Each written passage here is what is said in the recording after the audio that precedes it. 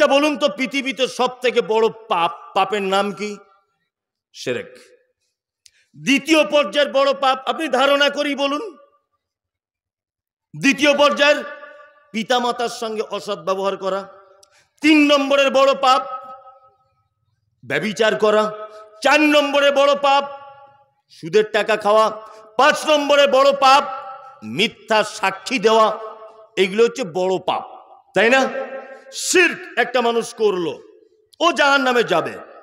একটা মানুষ তার পিতামাতার সঙ্গে অসৎ ব্যবহার করলো, ধরে নেন তার ফলাফল জাহান্নাম। একটা মানুষ ব্যভিচার করলো, ধরে নেন তার ফলাফল জাহান্নাম।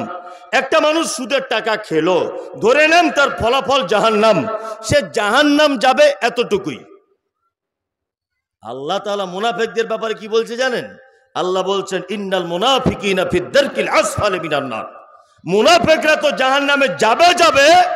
মুনাফিকদেরকে জাহান্নামের একেবারে নিম্ন স্তরে পৌঁছে দেওয়া হবে এবং একেবারে নিচেতে অবস্থান করবে মুনাফিকরা। বুঝতে পারছেন? জবান আছে বলে হট্টাপট্টা করে কথা বলে দিয়েন না, হুঁশ করে কথা বলিয়েন। জবান আছে বলে উল্টাপাল্টা কথা বলে দিয়েন না। ব্যভিচার করেছেন, লোকটা জাহান্নামে যাবে, কিন্তু জাহান্নামের একেবারে নিচেতে থাকবে। আল্লাহ বা আল্লাহ রসুলের ব্যাপারে কিছু বলছেন না। পিতামাতার সঙ্গে অসৎ ব্যবহার হয়েছে, কিন্তু লোকটা জাহান্নামে যাচ্ছে, কিন্তু জাহান্নামের কোন জায়গায় থাকবে এ কথা আল্লাহ তাআলা বলছেন না। কিন্তু আল্লাহ বলছেন, কেউ মুনাফিক যদি হয়, সে যদি মৃত্যুবরণ করে, কিন্তু তার থাকার জায়গা জাহান্নামের নিম্নে। চলুন আরো একটা মুনাফিকদের আশ্চর্য ব্যাপার বলে দিই আপনাদেরকে, মানে মারাত্মক আশ্চর্য, যে আপনার গায়ের লোম খাড়া হয়ে যাবে যে একই কথা, আপনি কি কথা বললেন। একটা মানুষ যদি ব্যভিচার করে, ব্যভিচার একটা পাপ, লোকটা মারা গেল, আপনি তার জানাজা পড়তে পারেন, কোনো সমস্যা নেই। একটা লোক সুদ খায়, সুদ খেত, লোকটা মারা গেছে, আপনি তার জানাজা পড়তে পারেন, কোনো সমস্যা নেই। একটা লোক তার পিতামাতার সঙ্গে সদ্ব্যবহার করেছে, লোকটা মারা গেল, আপনি তার জানাজা পড়তে পারেন, কোনো সমস্যা নেই। কিন্তু আল্লাহ সুবহানাহু ওয়া তাআলা সূরা তাওবা আয়াত নাম্বার 84-তে বলছেন, ওয়ালা তুসাল্লি আলা আহাদিম মিনহুম মাতা আবাদাও ওয়ালা তাকুম আলা কবরিহি ইন্নাহুম কাফারু বিল্লাহি ওয়া রাসূলিহি ওয়া মাতু ওয়া হুম ফাসিকুন। আল্লাহ বলছেন নবীকে হুঁশিয়ারি করে, নবী সাল্লাল্লাহু আলাইহি ওয়াসাল্লাম, ওয়ালা তুসাল্লি আলা আহাদিম মিনহুম মাতা আবাদা ওয়ালা তাকুম আলা কবরিহি। মুনাফিকদের ভিতরে কেউ মারা গেলে আপনি কখনোই তার জানাজার সালাত আদায় করবেন না। কে বলছেন এটা? আল্লাহ বলছেন। কাকে বলছেন? মুহাম্মদ সাল্লাল্লাহু আলাইহি ওয়াসাল্লামকে। আল্লাহ বলছেন মুহাম্মদ সাল্লাল্লাহু আলাইহি ওয়াসাল্লামকে হুমকি দিয়ে, হুঁশিয়ার দিয়ে বলছেন, এই আপনি মুনাফিকদের ভিতরে কেউ মারা গেলে কখনোই আপনি তার জানাজার সালাত আদায় করতে পারবেন না। শুধু জানাজার সালাত আদায় করবেন না এটা নয়, আল্লাহ আবার বলছেন ওয়ালা তাকুম আলা কবরিহি, আপনি তাদের কবরের সাইডে দাঁড়াবেন না। কি বলছি, ব্যাপার বুঝতে পারছেন কিছু? হ্যাঁ, মুনাফিকরা কেউ মারা গেলে তাদের কবরের পাশে দাঁড়িয়ে দোয়া করা কি যাবে না। এই দেখুন আল্লাহ তাআলা আবার বলছেন, ইন্নাকুম কাফারু বিল্লাহি ওয়া রাসূলিহি, আরে নিশ্চয়ই তারা আল্লাহ এবং তার রাসূলের সঙ্গে কুফরি করেছে, আল্লাহ এবং তার রাসূলকে অস্বীকার করেছে।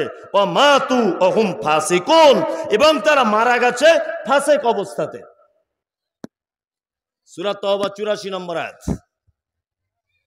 এবার আপনাদেরকে একটা কথা বলে রাখছি, পৃথিবীতে যত পাপ আছে, যত রকমের পাপ, তার ভিতরে একটা নিকৃষ্ট পাপ, যে পাপের ব্যাপারে বলা হচ্ছে যে এই পাপীর জানাজা পর্যন্ত পড়া যাবে কে না।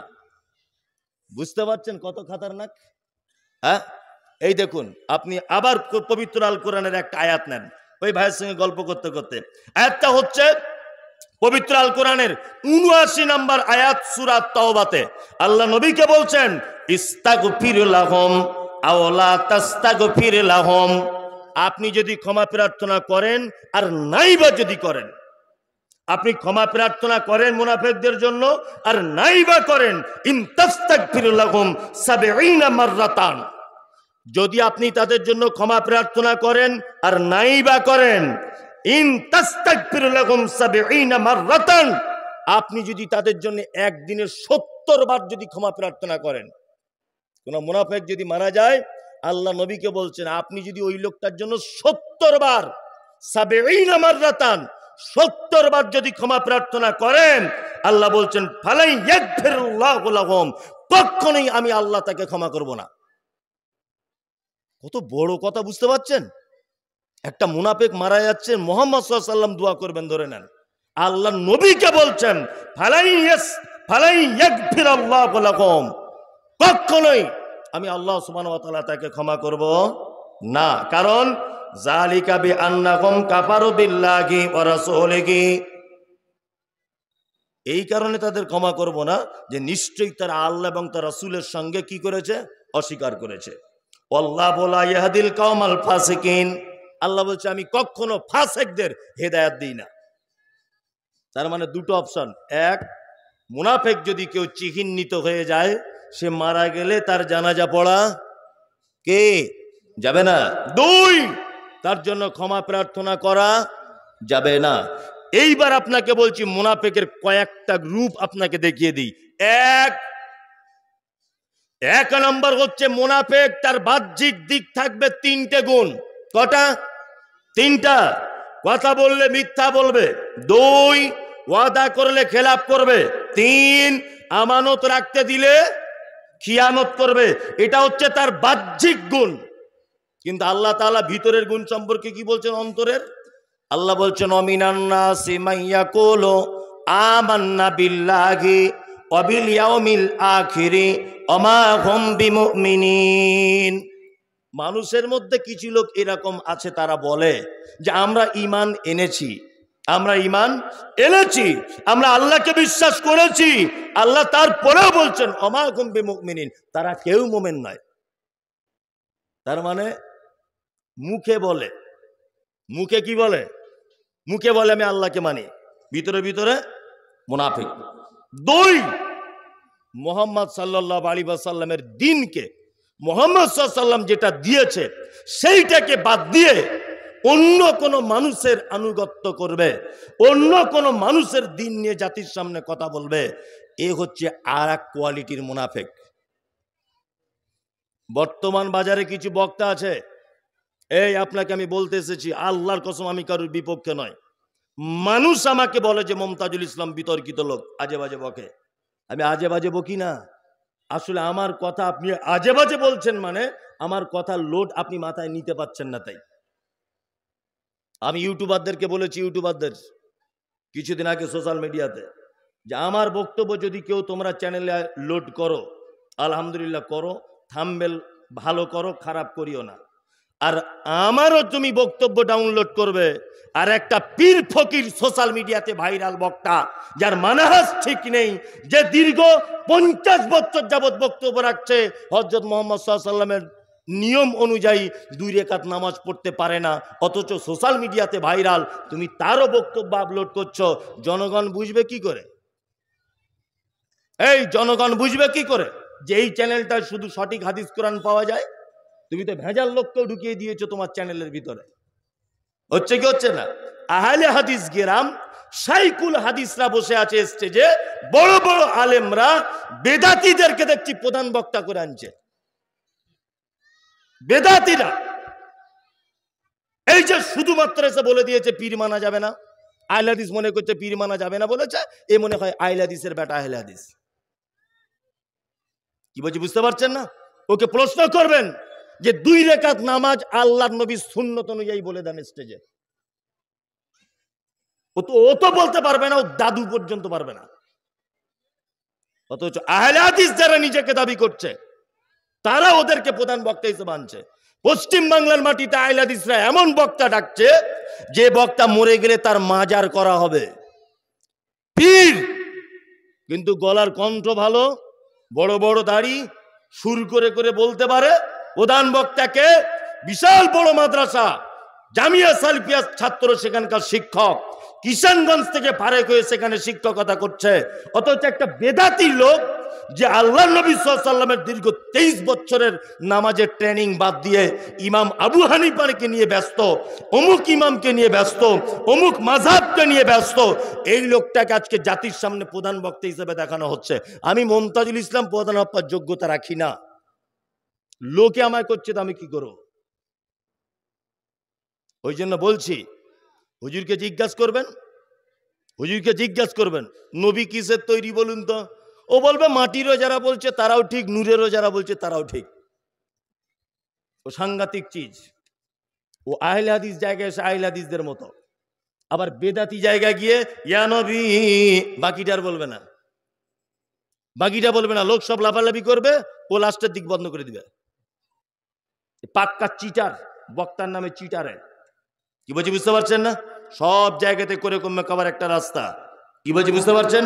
এটা আল্লাহ নবী সাল্লাল্লাহু আলাইহি ওয়াসাল্লামের হাদিসের সঙ্গে মুনাফিক, মুনাফিকি করে এরা। খুব সাবধানে থাকবেন। এইসব বাস্তব কথাগুলো বলি, আর আমি হই বদমায়েশ লোক, আমি হই বাটপার, আমি হই চিটার, আমি হই ভণ্ড। কি বলছি বুঝতে পারছেন? কথা যা বলছি বাস্তব না অবাস্তব বলুন তো? বাস্তব নয়? এগুলো দুঃখ লাগে কি লাগে না? আজকে আমরা তাদের কাছে সঠিক হাদিস কোরআনের দাওয়াত দেব, আমরা তাদের বেদাত সম্পর্কে সচেতন করব। তারা আসছে আমাদের স্টেজে বক্তব্য রাখতে, এসে জলসায় 2 ঘন্টা বক্তব্য দিয়ে চলে গেল, আর সাইকুল হাদিসরা সব বসে আছে। আল্লাহু আকবার। আল্লাহ তুমি জাতিকে বোঝার তৌফিক দান করো, আমিন। চলুন আরেকটা ব্যাপারে আপনাকে সচেতন করি। মুনাফিক এতক্ষণ পর্যন্ত বললাম, আর একটা ব্যাপার কি, বাজারে অনেক শব্দ আছে, তার ভিতরে একটা শব্দ আছে ফাসিকুন। ফাসেক বলি না আমরা, ফাসেক লোক। ফাসেক কাকে বলে? এগুলো জেনে রাখুন, মারাত্মক বড় বড় পাপ। আমি একটু আগে একটা আয়াত তেলাওয়াত করেছি, ৭৯ নম্বর আয়াত সূরা তওবার। আল্লাহ ওই আয়াতের শেষে বলছেন আল্লাহু লা ইয়াহদিল কওমাল ফাসিকিন। আল্লাহ বলছে আমি কখনো ফাসেকদেরকে হিদায়াত দান করি না। ফাসেক কে? ফাসেক ওই লোকটা যে ইসলামে নিষেধ, কোরআনে নিষেধ, হাদিসে নিষেধ, মানে এক কথাতে ইসলাম পারমিশন দেয় না, এইরকম মারাত্মক বড় বড় পাপের ভিতরে লিপ্ত। এটা পাপ ও জানে, তারপরেও ছাড়তে পারে না বা ছাড়ে না, দীর্ঘদিন ওই পাপের ভিতরে লিপ্ত। এই লোকটার নাম কি? ফাসেক। ফাসেকদের কয়েকটা আমল বলি। 1, পিতামাতার কথা অবাধ্য হয়, এ ফাসেক। দাড়ি নিয়মিত চাচে যে, এও ফাসেক। সুদের টাকা খায় যে দীর্ঘদিন, ও হারাম জানে তারপরেও খেয়ে যাচ্ছে, এ ফাসেক। ব্যভিচার মারাত্মক বড় পাপ, এটা জানার পরেও ও ব্যভিচার করেই যাচ্ছে, এ কি? ফাসেক। এক কথাতে ইসলামিক দৃষ্টিতে যে সমস্ত বড় বড় পাপগুলি রয়েছে, ও জানে এটা পাপ, তারপরেও ও ছাড়তে চাইছে না। পাপ যে বড় মিষ্টি, পাপ যে বড় মধুর মতো টেস্ট, এই কারণে ছেড়ে দিতে পারছে না। আল্লাহ সুবহানাহু ওয়া তাআলা এই সমস্ত পাপীদের ব্যাপারে বলতে গিয়ে বলেছেন ওরা হচ্ছে ফাসেক। কখনোই ওরা দ্বীনের ব্যাপারে সঠিক রাস্তা পাবে না, কখনোই পাবে না। ওদের জন্য সঠিক কোনো রাস্তা নেই। তাহলে আমরা ফাসেক হব না ইনশাল্লাহ, ফাসেক হব না। দাড়ি, এটা তো চাচা লাগবেই, তাছাড়া বয়স বেশি লাগে, তাই না? রাগ করিয়েন না আপনি, আপনি আমার উপরে রাগ করে কি বলবেন? এ কথা সব তো আল্লাহ বলছেন আর মুহাম্মদ সাল্লাল্লাহু আলাইহি ওয়াসাল্লাম বলছেন। এই মুমতাজুল ইসলাম সাধারণ একটা ছেলে, আপনার সামনে একটু বাংলায় বলে দিচ্ছি, আমি 10 পয়সাও কোনো পাপ করিনি, বলে কোনো ভুল করছি না। হ্যাঁ, দাড়ি এখনো তো চাচা লাগে, লাগে না? লাগে। জি, এখনো তো সুদের টাকা খাওয়া লাগে, লাগে না? আপনি জানছেন, তারপরেও আপনার বউ অন্তত পক্ষে বন্ধনের স্যারেদের কাছে যায়, আপনি না খান, তাই না? ব্যভিচার মারাত্মক বড় পাপ, মারাত্মক বড় পাপ। স্ত্রীকে বেপর্দায় যে রাখে, ও ফাসেক। পর্দাতে রাখা কি ফরজ? ইসলামের বিধিবিধান কত কঠিন দেখুন, কত কঠিন। আমি মুমতাজুল ইসলাম, আমার স্ত্রীর বাচ্চা কাচ্চা নেই। আমি এই আমার পিছনে বসে আছে আমার ভাই, এইদিকে একটা বসে আছে আমার সেলিম ভাই, পরিচিত লোক। এই দুইজন আমার খুব আপনজন মানুষ। তা আমি সেলিম ভাইয়ের একটা মেয়ে দত্তক নিলাম, বন্ধক নিলাম, বা ওকে পালন করার জন্য নিলাম, বা সেলিম ভাইয়ের একটা ছেলে আমি মানুষ করতে নিলাম, আমার স্ত্রীর ছেলে পিলে নেই বলে। ইসলাম কত কঠিন দেখুন। তার ছেলেটা যখন নিয়েছি তখন 3 বছর বয়স, আমার স্ত্রীকে মা বলে ডাকে। কি বলে? মা। ওনার ছেলে, আমার বাচ্চা কাচ্চা হয়নি আমার স্ত্রীর, ওই জন্য আমি ওনার কাছ থেকে ছেলেটা ধার নিয়ে মানুষ করছি। ছেলেটা একেবারে ছোটতে নিয়েছি, ও আমার স্ত্রীকে মা বলে ডাকে। কি বলে? মা। আমার স্ত্রী ওকে বেটা ছাড়া কথা বলে না, বেটা বেটা করে কথা বলে। আচ্ছা বলুন তো, আমার স্ত্রী আর ওই যে আমার বেটা পালিত পুত্র, এর দুইজনের মাঝখানে পর্দা আছে না নেই? কথা বলুন। আচ্ছা, ইয়েস, এটা ইসলাম। পর্দা তখন থাকতো না যদি ওই ছেলেটা আমার স্ত্রীর বুকের যদি দুধ পান করে নিত, তাহলে আর পর্দার বিধান থাকতো না। আপনি কোনো মেয়েকে নিয়েছেন, মানুষ করছেন, আপনাকে মেয়েটা আব্বা বলে ডাকে, কিন্তু আপনার স্ত্রীর দুধ পান করেনিও, মেয়েটা আপনাকে আব্বা বলে ডাকে, তারপরেও আপনাকে বলছি ওই মেয়েটার দিকে আপনি ফিরে তাকাতে পারবেন না, এটা হারাম। এর নাম ইসলাম। ও আপনাকে আব্বা আব্বা বলছে, আব্বা বলে কথা বলছে, তারপরেও হারাম। কি বলছি বুঝতে পারছেন? খুব কঠিন বিষয় এটা, খুব কঠিন। পর্দা মারাত্মক কঠিন। স্ত্রীকে পর্দায় রাখে না, ও ফাসিক, কারণ এটা একটা বড় পাপ। আর একটা শব্দ এসেছে, শব্দটা কি? শব্দটা হচ্ছে মুশরিক বা মুশরিকুন। আছে না নেই? আছে। আচ্ছা বলুন, এবার আপনার কাছে আমি জানতে চাইছি, আচ্ছা বলুন, হিন্দু হিন্দু বলে একটা ধর্ম আমাদের পশ্চিম বাংলার মাটিতে বা ভারতবর্ষে আছে, আছে না নেই? আছে। আচ্ছা বলুন তো, হিন্দু ভাইদেরকে মুশরিক এটা বলা যাবে কি যাবে না? যাবে না। আসলে মুশরিক বলতে শিরিক করে তা নয়, বুঝতে ভুল হচ্ছে আপনার। শিরিক করলে যে মুশরিক তা নয়। আপনি ব্যাখ্যা বিশ্লেষণটা ভালো করে দেখবেন। আমি মমতাজুল ইসলাম দেখে পড়ে এসে তবে আপনাকে বলছি, তারপরেও আমার মিস হতে পারে, আমি মানুষ। হিন্দুদের ব্যাপারে, বর্তমান ব্যাপারে যে ধর্মটা চলছে হিন্দু, এদের ব্যাপারে যে শব্দ ব্যবহার এসেছে কোরআনে, সেটা হচ্ছে সাবেঈ। সাবেঈ বলতে কারা? যারা স্রষ্টাকে বিশ্বাস করে, কিন্তু পৃথিবীতে এক একজনকে এক এক রকমের ক্ষমতাবান বলে মনে করে, এরা হচ্ছে সাবেঈ। আকাশ থেকে খুব বৃষ্টি হচ্ছে, রাস্তায় একটা হিন্দু লোক দাঁড়িয়ে আছে, আপনি তাকে বলুন যে কাকা বৃষ্টি দিচ্ছে কে? বলবে উপরে একজন ভগবান আছে। বলবে কি বলবে না? বলবে, বলবে, বলবে ও উপরে একজন ভগবান আছে, বলবে না? বলবে। তারপরেও ও পৃথিবীর তৈরি করা কিছু জিনিসকে আলাদা আলাদা ক্ষমতাবান মনে করে, করে না? দেখবেন হিন্দু ভাইরা ওই আপনার লোহা লাকড়ির পূজা করে, ওটা কি বলে? বিশ্বকর্মা পূজা করে, করে না? তার মানে ওনাদের একটা ধারণা যে এই লোহা লাকড়ির ডিপার্টমেন্টটা বিশ্বকর্মার আন্ডারে আছে। কি বলছি বুঝতে পারছেন না? এটা ওনাদের একটা ধারণা। ওনার ধর্ম অবশ্যই ভালো, আপনারটা আপনি করুন। আপনাকে আমি বোঝাতে চাইছি, এটা আমি আপনাদেরকে বোঝাতে চাইছি যে ওনারা এক একটা আলাদা আলাদা জিনিসকে আলাদা আলাদা ক্ষমতাবান মনে করে। কি বলছি বুঝতে পারছেন? চলুন, এরা মুশরিক নয়, এরা সাবেঈ। মুশরিক কারা? মুশরিক হচ্ছে তারা যারা আল্লাহ এক আছে এটা বিশ্বাস করে, দুই আল্লাহ সমস্ত ক্ষমতার মালিক এটাও বিশ্বাস করে, কিন্তু তাদের এটা ধারণা যে আল্লাহর কাছে ডাইরেক্ট পৌঁছানো যায় না, কোনো একটা মাধ্যম ধরে পৌঁছাতে হয়। এ হচ্ছে পাক্কা মুশরিক। বুঝতে পারছেন? আবার আপনাকে বোঝাচ্ছি, আবু জাহেল জানতো, আবু জেহেলকে বলা হতো বলুন রাত এবং দিনের বিবর্তনের মালিক কে? আবু জেহেল বলতো আল্লাহ। আবু জেহেল কি বলতো? আল্লাহ। আব্রাহা বাদশা কাবা শরীফ ধ্বংস করতে আসছে, জিজ্ঞাসা করা হচ্ছে নবীর চাচাকে, এই কাবা শরীফ ধ্বংস করতে আসছে তোমার ভাতিজা যে কাবাকে আঁকড়ে ধরে আছে, বলো কাবার মালিক কে বাঁচাবে এখন? তখন নবীর দাদু পর্যন্ত বলছে যে কাবার মালিক বাঁচাবে। কাবার মালিক বাঁচাবে। তার মানে তিনিও জানতেন কাবার একজন মালিক আছে। সুস্থতা অসুস্থতা বলো দেখি এটা কার পক্ষ থেকে হয়? আবু জেহেল পর্যন্ত বলেছিল এটা আল্লাহর পক্ষ থেকে হয়, কিন্তু আবু জেহেলের ধারণা ছিল এটা মুহাম্মদ সাল্লাল্লাহু আলাইহি ওয়াসাল্লাম। আল্লাহর কাছে ডাইরেক্ট পৌঁছানো যায় না, এই 360টা দেবদেবীর মাধ্যমে আল্লাহর কাছে পৌঁছাতে হবে। তুমি একা লাফালাফি করে পৌঁছাতে পারবে না। আবু জেহেল হয়ে গেল মুশরিক।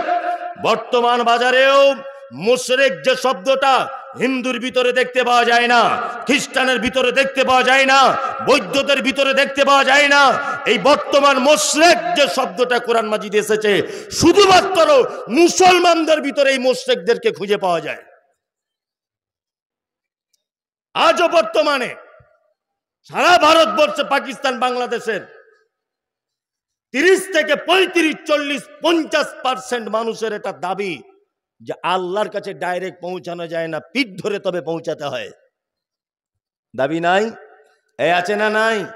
মক্কার মুশরিকেরা মাটির ঠাকুর তৈরি করে, পাথরের দেবদেবী তৈরি করে তার মাধ্যমে আল্লাহকে পাওয়ার আশা করত। বর্তমান নামধারী, দাড়িওয়ালা, টুপিওয়ালা মৌলভী সাহেব, হুজুরের দাবি হচ্ছে এই যে মরা মানুষ কবরের ভিতরে দিয়ে এর মাধ্যমে আল্লাহকে পাওয়া যাবে।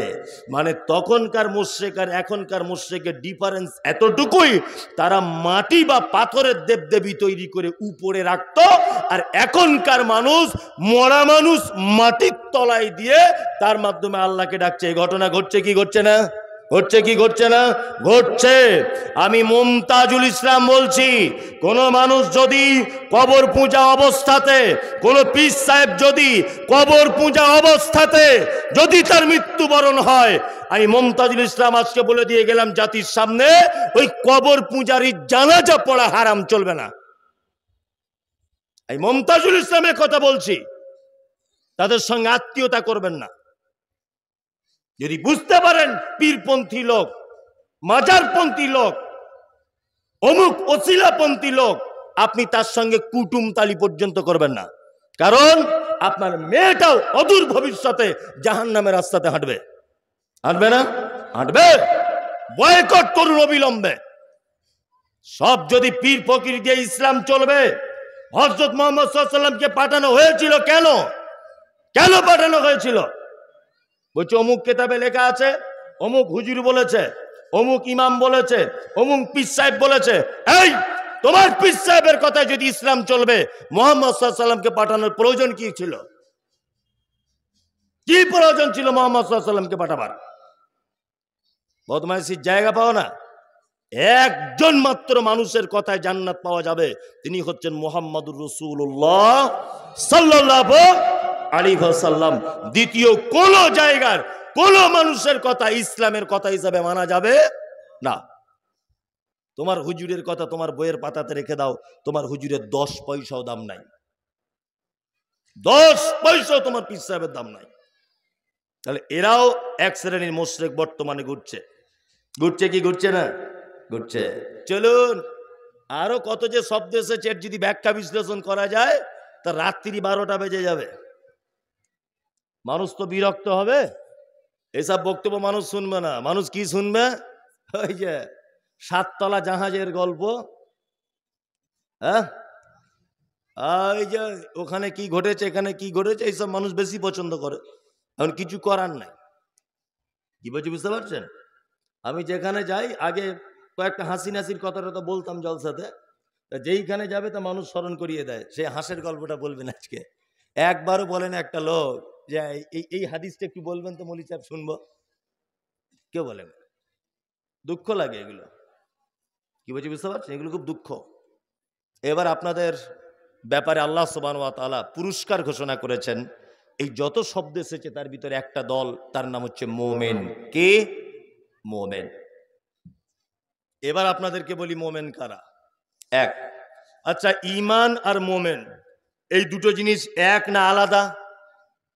কথা বলুন। কে?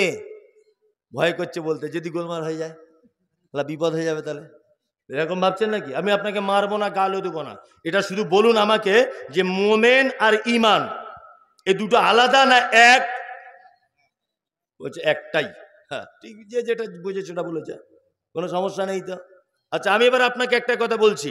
আপনাদের গ্রামে একটা ছেলে MA পাস, চাকরি বাকরি কিছু পায়নি, MA পাস। আচ্ছা বলুন তো, তাকে কেউ কোনোদিন স্যার বলে ডাকবে? ডাকবে? কেন ডাকবে না? কেন? তো MA পাস করেছে।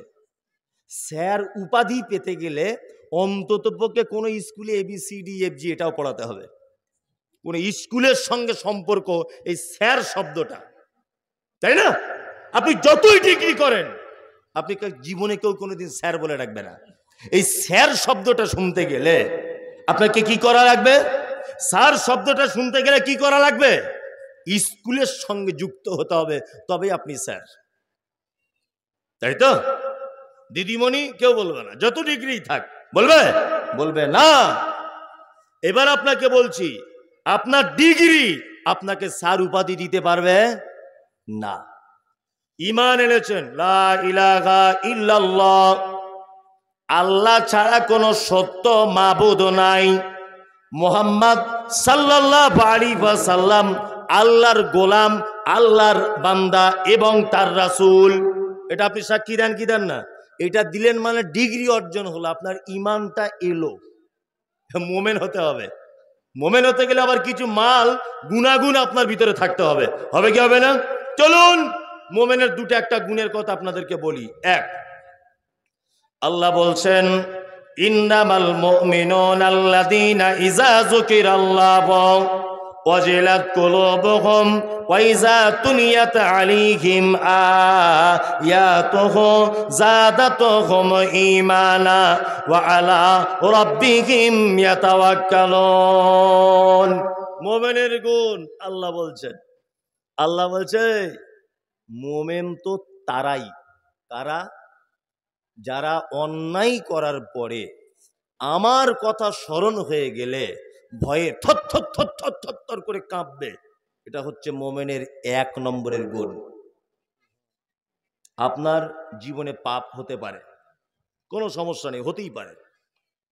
আপনার জীবনে ভুল হতে পারে, আপনি তখনই মোমেন বলে পরিচিতি দেবেন আল্লাহর দরবারে যখন সেই পাপ হয়ে যাবার পরে রাত্রে 2টোর সময়তে উঠে থরথর থরথর করে কাঁপতে কাঁপতে আল্লাহর ভয়ে ভীত হয়ে বলবেন, আল্লাহ পৃথিবীর কারো দ্বারস্থ হয়নি, কোনো দরগাতে নয়, খানকাতে নয়, মাজারে নয়, তুমি গফুর রহিম, তুমি ক্ষমা করে দিতে পারো। প্রভু আমি যে পাপ করেছি আমার স্ত্রী জানে না, যে পাপ করেছি পৃথিবীর কেউ সাক্ষী নেই, আমি যে পাপ করেছি হেডমাস্টার জানে না, মমতাজুল জানে না, আমার আব্বা মা জানে না, ভাই বোন কেউ জানে না, আল্লাহ তুমি জানো, তোমার কাছে ক্ষমা চাইছি। যদি আপনি পাপ করার পরে যদি স্যালেন্ডার হন কার কাছে? আল্লাহর কাছে, তাহলে আপনি হবেন 1 নম্বর মোমেনের গুণ আপনার ভিতরে রয়েছে। 2, সারা পৃথিবীর সমস্ত কার্যালয় দিনের বেলাতে বন্ধ হয়, এই দিনের বেলা চলে, রাত্রি বেলা বন্ধ হয়। ডিউটি কতক্ষণ? সকাল 11টায় অফিস খোলে, আর 4টে বাজলে বন্ধ হয়ে যায়, আর কোনো কাজবাজ হয় না। আল্লাহ সুবহানাহু ওয়া তাআলা বলছেন আমার এই যে মারাত্মক সারা পৃথিবী নবমণ্ডল ভূমণ্ডল সমস্ত কার্যক্রম 24 ঘন্টা চলতে থাকে। রাতের বেলা পাপ করেছো, দুপুর বেলাতে ক্ষমা চাও, দুপুর বেলা পাপ করেছো, রাতের বেলাতে ক্ষমা চাও, অটোমেটিক আমার কাছে ক্ষমা হতেই আছে, হতেই আছে। বান্দা তুমি চাইছো না কেন? সারা পৃথিবীর মানুষের একটা দুনিয়াবি সিস্টেম হচ্ছে এই, আপনার দরবারে কেউ গেলে আপনি রাগ করেন, করেন না? করেন। আমি যদি আপনার বাড়িতে প্রতিদিন যাই, আপনি মনে মনে রাগ করবেন, মনে মনে ক্ষোভ দেখাবেন যে মমতাজুল সাহেব কেন প্রতিদিন আমার বাড়িতে আসে। আমার আল্লাহ বলছেন বান্দা তুমি যদি আমার দরবারে যত বেশি আসবে আমি তত তোমাকে দেব, আমি আল্লাহ তত খুশি হয়ে যাব। আল্লাহু আকবার। কি অবস্থা, কি অবস্থা! পাপের জায়গাগুলো মানুষে পরিপূর্ণ, যেখানে ক্ষমা হবার জায়গা মানুষ শূন্য। সিনেমা হলে যান, হাজার হাজার মানুষ টিকিট কাটছে সিনেমা দেখবে বলে, মদের দোকানে যান, 200 জন লোক লাইন দিয়ে আছে। বন্ধনের লোন দিতে যান, বলবে 300 জন সিরিয়ালের পরে লোন হবে, এ মাসে হবে না। যত অন্যায় কাজ আছে, যত পাপের কারবার আছে, সব জায়গাতে মানুষ জনগণ ভিড় করে আছে, অথচ পাপ যেখানে ক্ষমা হবে সেখানে মানুষ শূন্য, কেউ নাই, তাই না? আল্লাহু আকবার। দেখুন এইখানে বসলে পাপ ক্ষমা হবে, এখানে কটা লোক, ওই রাস্তাতে দেখুন কি অবস্থা চলছে, চলছে না? হ্যাঁ, নারী পুরুষ একাকার। শুধু এইখানে পিপুল তলাতে নয়, সারা পশ্চিম বাংলার একই অবস্থা, সারা পশ্চিম বাংলার। এরা তো সেই জাতি, মুসলিম সেই জাতি, বাংলাদেশের একটা উলঙ্গ ন্যাংটো লোক পরনে কাপড় নাই, নাম দিয়েছে ন্যাংটা বাবা। জিজ্ঞাসা করা হচ্ছে আপনার মুরিদ কত, বলছে 3.5 লাখ। ন্যাংটো লোক, তারও মুরিদ বলছে 3.5 লাখ। এরা তো সেই জাতি, দুধ বিক্রি করে মদ খাওয়া পার্টি। কি বলছে বুঝতে পারছেন না? সেই জাতি এরা, দুধ বিক্রি করে মদ পান করে। পাপের জায়গাতে ভিড়, পাপ যেখানে ক্ষমা হয় সেখানে কেউ নাই, কাউকে খুঁজে পাওয়া যায় না। আল্লাহু আকবার। মসজিদে আসুন, কত বড় পাপ আপনার, কত বড়। উহুদ পাহাড়ের সমান পাপ ধরে নেন, এর থেকে তো বড় আর পাপ নেই আপনার। পৃথিবীর সমান পাপ ধরে নেন, লজ্জা করছে, আল্লাহর দরবারে আসছে, নামাজ পড়তে লজ্জা করছে, গোপনে গোপনে মসজিদে এসে 2 রাকাত নামাজ পড়ে একটু কাঁদুন না, 2 ফোঁটা চোখের পানি ফেলে দেন। আপনার এই 2 ফোঁটা চোখের পানি আল্লাহর দরবারে এত ভারী যে আপনার সমস্ত পাপ হালকা হয়ে যাবে। আল্লাহু আকবার। উহুদ পাহাড়ের সমান পাপ, 2 ফোঁটা চোখের পানি আল্লাহর ভয়ে যদি আপনি ফেলে দেন, ইনশাআল্লাহ আপনার পাপ ক্ষমা হয়ে যাবে। আল্লাহ বলছেন মোমেনের গুণ 1 নম্বরের, পাপ করে আমার কাছে এসে আবার ঘুরে এসে ক্ষমা চায়। 2, আল্লাহ বলছেন আয়াতুহুম যাদাতুহুম ঈমানাও ওয়া আলা রাব্বিহিম ইয়াতাওয়াক্কালুন। আর মুমিনের দ্বিতীয় গুণ কি? তার সামনে যখন কোরআন তেলাওয়াত করা হয়, তার ঈমান কি হয়? কি হয়? বেড়ে যায়, বৃদ্ধি পায়। আল্লাহু আকবার। আরে মানুষ কোরআন পড়লে সত্যি কি ঈমান বাড়ে? বাড়ে, ঈমান বাড়ে। আমাদের মসজিদের ইমাম সাহেব নাই, তাই ইমাম সাহেব যখন খোঁজা হচ্ছে, ইমাম সাহেবটা একটু ভালো কোরআন মাজিদ পড়তে পারে কিনা এটা দেখার দরকার নাই, বলছে বেতন কত কম লিবে সেরকম ইমাম দেখো। কত কম বেতন লিবে, যদি 2400-তে হয় ও 2500-তে আর যাবে না। অথচ একজনা কোরআন মাজিদ খুব ভালো তেলাওয়াত করতে পারে, খুব ভালো, তাকে লিবে না। কি বলছি বুঝতে পারছেন না? তাকে লিবে না।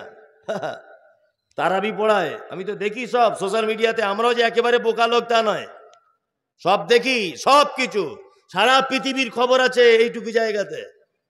কোন সিনেমা কখন বার হচ্ছে, কোন নায়ক কোন নায়িকার সাথে সিনেমা করছে, বক্তা মানে আমার সব রকমের জ্ঞান রাখতে হবে। কোন হাদিস কোথা থেকে এসেছে, কোরআনের আয়াত কি বলছে, হাদিস কি বলছে, কোন পীর সাহেব কি বলছে, কোথায় কবে কি ঘটেছে, এইটার ভিতরে সব কিছু ভরা আছে। ইনশাল্লাহ সব জ্ঞান রাখতে হবে আমাকে। কি বলছি বুঝতে পারছেন না? রমজান মাসে মসজিদে তারাবি হচ্ছে, খুব সুন্দর করে তেলাওয়াত করছে, আলহামদুলিল্লাহি রাব্বিল আলামিন আর রহমানির রহিম, তেলাওয়াত চলছে, কঠিন মানে খুব কোকিল কণ্ঠী তেলাওয়াত। তারাবি নামাজ শেষ করতে টাইম লেগেছে মোটামুটি 1 ঘন্টা 20 মিনিট। তার নামাজ পড়ে এসেই কমিটির সঙ্গে ঝামেলা পাবলিকের, বলছে ইমাম হটাবি কিনা বল। বলছে কেন? বলছে তারাবি পড়তে সালে এত টাইম লাগে নাকি? হ্যাঁ, সারাদিন কাজবাজ করি, এই ইমাম পাল্টাও। ইমাম কমিটি পাবলিকের চাপে ইমাম পাল্টে দিয়েছে। কি বলছি বুঝতে পারছেন? দ্বিতীয় আর একটা ইমাম এসেছে, দ্বিতীয় আর একটা ইমাম এসে গ্রামের একটা বয়স্ক লোককে জিজ্ঞেস করছে, হা গো চাচা, আগের ইমাম সাহেবটা চলে গেল কেন? বলছে ও কোরআন খুব সুন্দর করে পড়তো, টান দিয়ে দিয়ে তো ওই জন্য দেরি হয়ে যেত বলে লোক পছন্দ করতো না। ভালো করে বুঝবেন। তাহলে এ দেখছে সমস্যা কিছুই নয়, কোরআনটা একটু তাড়াতাড়ি পড়া, এটাই হচ্ছে মেন ব্যাপার। তাই তো? আর টাইমটা কমিয়ে আনা, এ প্রথম দিনই 35 মিনিটে টোটালে সব শেষ। মুসল্লি তখন বাইরে এসে বলছে এই হচ্ছে শালা বাপের বেটা, মৌলভী সাহেব এতদিন দেখেছি এর মতো দেখিনি। বলছে কি বলছে না? হ্যাঁ বলুন তো, উত্তম কে করেছে, আগেরটা না এ? আগেরটা। আমরা কাকে উত্তম বলি? কাকে উত্তম বলি? দ্বিতীয়টা। আল্লাহ কি বলছেন? আয়াতুহু জাদাতুহুম ঈমানা। মোমেন তো তারাই, আহা যাদের সামনে কোরআন তেলাওয়াত করা হলে তাদের ঈমান বেড়ে যাবে। আল্লাহু আকবার। সত্যি যে ঈমান বাড়ে জ্বলন্ত প্রমাণ। এই যে এখানে একটা ছেলে ছিল, কই এই মঞ্জুর, বাইরে চলে গেল। আমরা দুজন এবার ওমরা করতে গিয়েছিলাম। আপনাদের দিনাজপুরের একটা লোক, দিনাজপুরের, এটা তো মালদা, দিনাজপুরের একটা লোক একেবারে নিরক্ষর, নাম লিখতে পারে না, কিছুই বুঝে না দুনিয়ার সম্পর্কে, একেবারে নিরক্ষর লোক। আমার সঙ্গে গিয়েছিল ওমরাতে। মানে আমি যখনই গেছি তখনই 20-30 জন 40 জন করে লোক নিয়ে গেছি। আবার রমজানের ঈদের 15 দিন পরে যাব। এই যে ভাইরা সব বলছে আপনার সঙ্গে যাবো, চলুন সবাই মিলে যাবো একসাথে, কোনো সমস্যা নেই। তা লোকটাকে নিয়ে গেছি, কাবা শরীফের ইমাম আল্লাহু আকবার কোরআন তেলাওয়াত করছেন। ইয়াউমা তারাউনাহা তাযগালু কুল্লু মুরজিআতিন আম্মা আরজাআত ওয়া তাযাউ কুল্লু যাতি হামলিন হামলাহা ওয়া তারান নাসা সুকারা ওয়া মা হুম বিসুকারা ওয়ালাকিন্না আযাবাল্লাহি শাদীদ। বাংলা মানে কি? বাংলা মানে আল্লাহ বলছেন কিয়ামতের দিন এত ভয়াবহতা হবে যেদিন গর্ভবতী মা তার বাচ্চা নিচের দিক দিয়ে পড়ে যাবে, বুঝতে পারবে না। আল্লাহু আকবার। একজন দুগ্ধ দানকারিনী মা তার বাচ্চাকে দুধ পান করাতে ভুলে যাবে। মানুষগুলোকে দেখতে পাওয়া যাবে সব যেন মাতাল।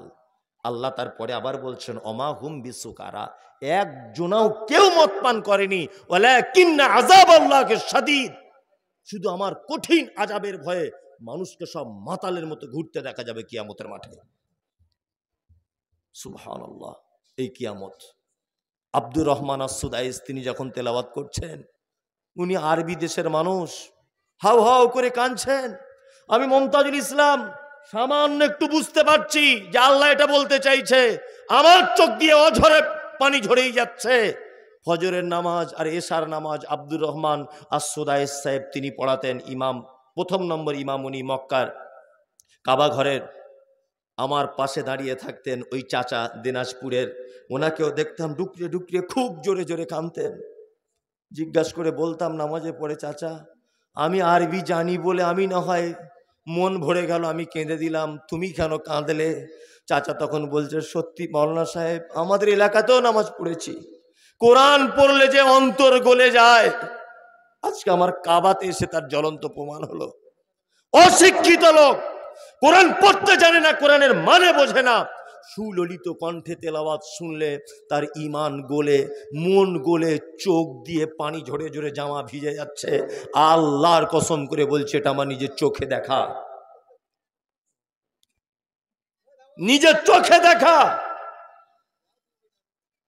1 লাখ টাকা খরচা করে আপনি একবার যদি উমরাটা অন্তত পক্ষে করে আসেন, 1 লাখ টাকা।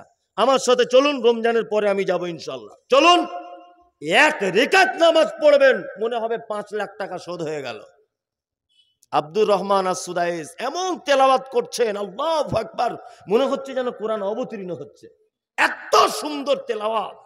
1 ঘন্টা 2 ঘন্টা যদি নামাজ হয়, 1 মিনিট আমি দাঁড়িয়েছিলাম এটা বোঝা যাবে না। প্রত্যেক ওয়াক্তে দেখলাম লোকটা মায়াবী কণ্ঠে তেলাওয়াত, প্রতিটা ওয়াক্তে তিনি কাঁদছেন, প্রতিটা ওয়াক্তে কাঁদছেন। Ethiopia, Tanzania, German, Japan, Palestine, সারা পৃথিবী থেকে যে যে ভাষার যে যে বর্ণের এক জায়গায় হয়েছে, কোরআন তেলাওয়াত শুনলে অন্তর গলে, অশিক্ষিত মানুষ তার হৃদয় গলে, চোখ দিয়ে পানি বার হয়। আল্লাহ বলছে এরাই তো অরিজিনাল মোমেন। কারা? আয়াতুহু যাদাতুহুম ঈমানা। বড় আফসোস লাগে, বড় দুঃখ লাগে, চায়ের দোকানে, রাস্তাঘাটে, এখন বিজ্ঞানের উন্নত মানের যুগে কি করে একটা চায়ের দোকানে গানের আওয়াজ হয়, কি করে যুবক তোমার মোবাইলে গান বাজে?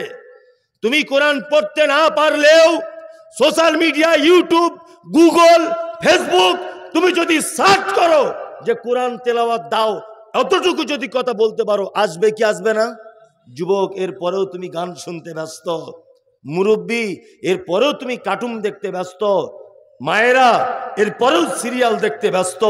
আপনাদের কাছে বিনীত অনুরোধ, কোরআন পড়তে পারেন না পারেন, অন্তত পক্ষে আপনার চায়ের দোকানে গান না বাজিয়ে দুটো কোরআন মাজিদ তেলাওয়াত করে শোনান। আপনার মোবাইলে হেডফোন দিয়ে একটু কোরআন মাজিদ তেলাওয়াত শুনুন, অবশ্যই আপনার মনে দাগ কাটবে, কাটবেই। কাটবে কি কাটবে না? কাটবে। লজ্জা লাগে যুবক, তুমি এখন হেডফোন দিয়ে গান শোনো সারা রাত, কেন একটু কোরআন মাজিদ শোনা যায় না? আল্লাহ বলছেন, আয়াতুহুম যাদাতুহুম ঈমানা ওয়া আলা রাব্বিহিম ইয়াতাওয়াক্কালুন। আল্লাহ বলে, মোমেন শোন, তোর দ্বিতীয় নম্বরের গুণ হলো, তোর সামনে যখন কোরআনের আয়াত যখন বর্ণনা করা হবে, আল্লাহ বলছে তোর অন্তর গলে যাবে, গলে গিয়ে তোর ঈমানটা যেন বেড়ে যাবে। এটা মুমিনের দ্বিতীয় নম্বরের গুণ। আয়াত বলতে নিদর্শনাবলী বোঝায়। আয়াত মানে কি? নিদর্শনাবলী। আল্লাহর যে কত নিদর্শনাবলী পৃথিবীতে আছে, শেষ করা যাবে গুণে? যাবে। দুটো একটা নিদর্শনাবলী। আপনারা রাগ করছেন, ছেড়ে দিব নাকি? ছেড়ে দিব না, তাহলে চুপচাপ বসুন, আরো কিছুক্ষণ বলি। এক, আচ্ছা ভাই, আপনারা রসগোল্লা খান? রসগোল্লা তৈরি হয় কি দিয়ে বলুন তো? ছানা দিয়ে, তাই না? ছানা দিয়ে। আচ্ছা, ছানা কোথা থেকে আসে? দুধ থেকে। দুধ কোথা থেকে আসে? এগুলো আমিও জানি, আপনিও জানেন, কিন্তু আপনাকে আমি আরো ভালো করে জানানোর চেষ্টা করছি। গাভী থেকে, তাই না? এবার আপনাকে বলছি, গাভী কি খায়? ঘাস খায়। এই যে এইগুলো খায়, যেগুলো আপনারা বসে আছেন, কি বলে এগুলো? খোর। খোর, কাঁড়ি। কাঁড়ি আমাদের ওদিকে বলে বিচুলি। মানে এক দেশের গালি তো আর এক দেশের বুলি। কি বুঝলেন? আমার জীবনে একটা ঘটনা আছে, বাংলাদেশে গেছিলাম একবার, প্রথম তখন যাচ্ছি, তা আমি তখন পাসপোর্ট ছিল না, নদীর এই পারে দাঁড়িয়ে আছি। তা ওই পারে একটা হাফেজ সাহেব আমার ডেট করেছিল, ওনাকে ফোন করছি, তখন সুইচ ওলা মোবাইল। বললাম, ভাই আমি তো